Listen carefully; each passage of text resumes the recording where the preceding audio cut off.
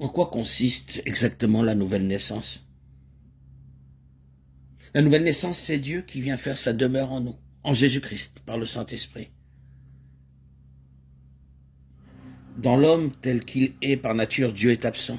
Pour que l'homme puisse devenir un avec Dieu, il faut de toute nécessité qu'il ait quelque chose en commun. Il faut que Dieu vienne faire sa demeure dans l'homme. C'est précisément cela qu'il fait en la personne de son Fils Jésus-Christ. Et c'est le Saint-Esprit qui en est l'agent. Vous avez peut-être eu entre les mains tel ou tel d'entre vous un de ces ouvrages récents qui veulent nous faire croire à une soi-disant présence de Christ dans l'homme.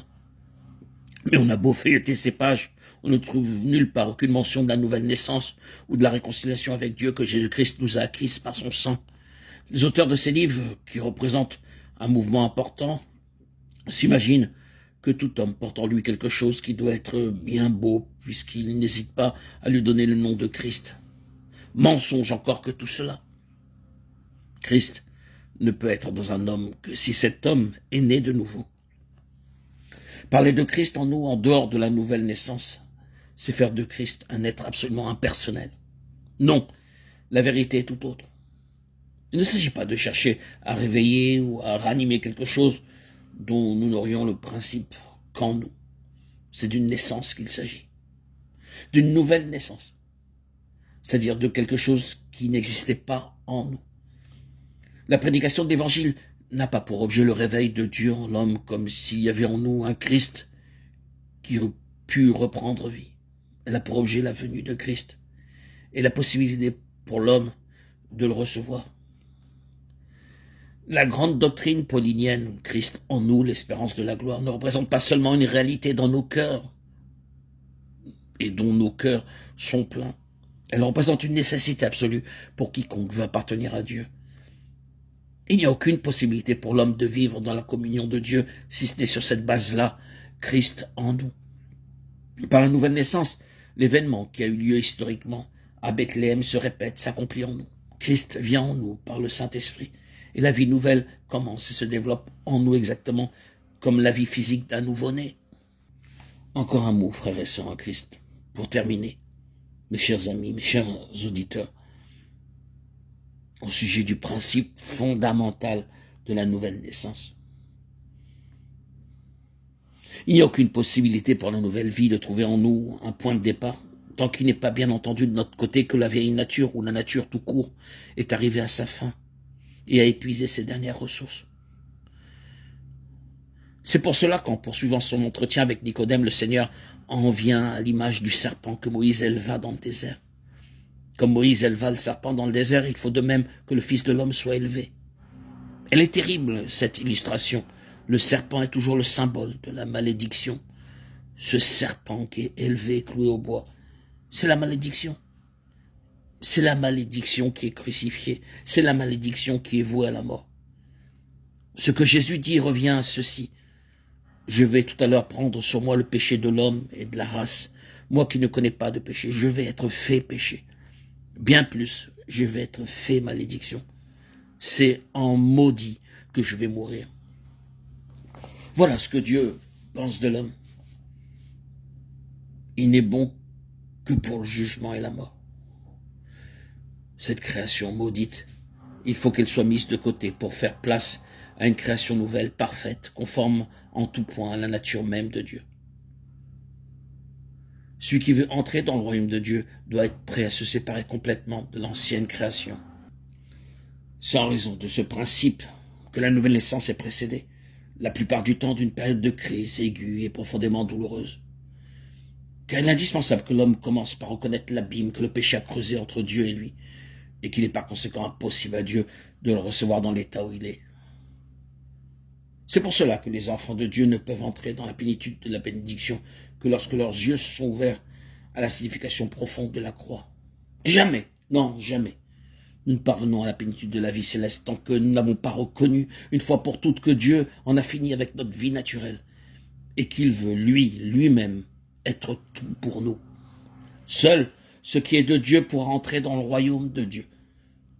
Nous disons donc et nous répétons que la nouvelle vie repose tout entière, en ce qui nous concerne, sur une renonciation explicite et sans arrière-pensée à l'endroit de la vieille nature de la première création. C'est l'indispensable condition qui, une fois remplie, permettra à la nature divine de développer tous ses effets en nous. C'est pour cela que Jésus dit à Nicodème, il faut que vous naissiez de nouveau. Toi et moi, nous vivons dans deux mondes différents. Nous ne pouvons pas nous entendre. J'aurais bien des choses à te dire, mais tu ne peux les comprendre que si tu vis de la même vie que moi. Et si, comme moi, tu es d'en haut. Telle est la grande vérité du royaume de Dieu. Et la nouvelle naissance est la loi qui en gouverne l'entrée. Qu'ils suivent l'agneau partout où il va. Apocalypse 14, 4. Il nous faut donc la volonté de Dieu, la suivre et qu'elle fasse partie de manière exclusive et absolue de notre entrée dans le royaume.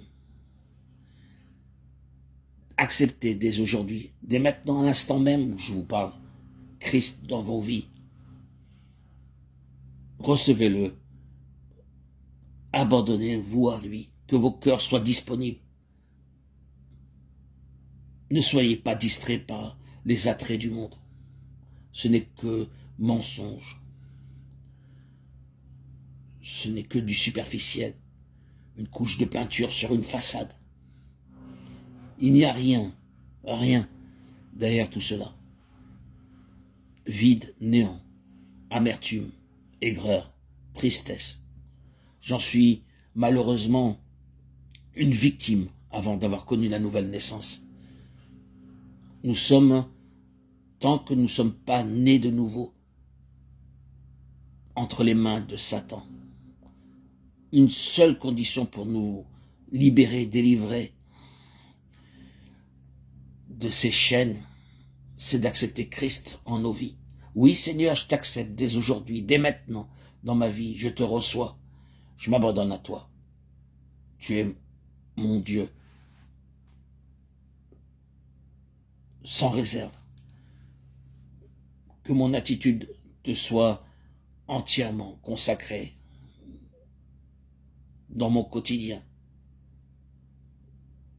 dans ma pensée, dans mes actes, dans ma parole.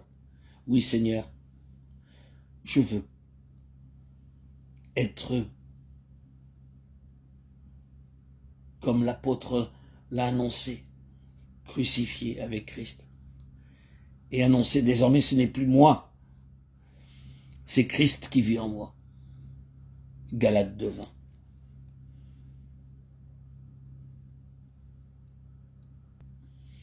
Que toute mon attitude, mon comportement, soit de m'efforcer de me détourner des voies du diable et me souvenir que je n'ai qu'un seul maître.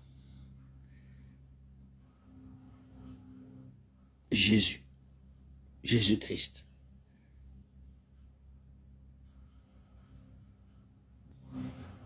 L'homme, Dieu, incarné dans la chair. Il a tout mis sous ses pieds. Et il n'y a rien ni personne qui ait aucun droit à notre service, à nos hommages, à notre obéissance en dehors du Seigneur Jésus-Christ, véritable Dieu. Le seul médiateur.